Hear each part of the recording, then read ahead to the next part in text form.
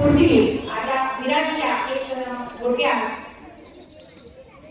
एक संवाद माझ्या शेजारीला त्यांनी मी केलेला ते मी माझ्या शब्दाच्या माध्यमातून आपल्या पुढे व्यक्त करत आहे. कवितेच्या दोनच्या बोली आहेत.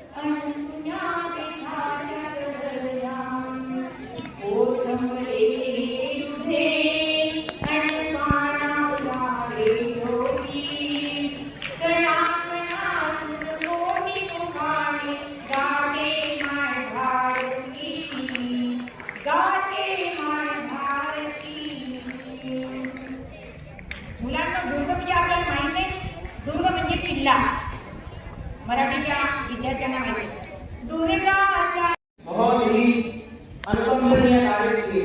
उन्होंने स्वयं देश की आजादी में भाग लिया और अनेकों महापुरुषों को जैसे भगत सिंह, राम प्रसाद बिस्मिल, लाला लाजपत राय, श्याम जी कृष्ण वर्मा, स्वामी श्रद्धानंद जैसे अनेकों लोगों को तैयार किया।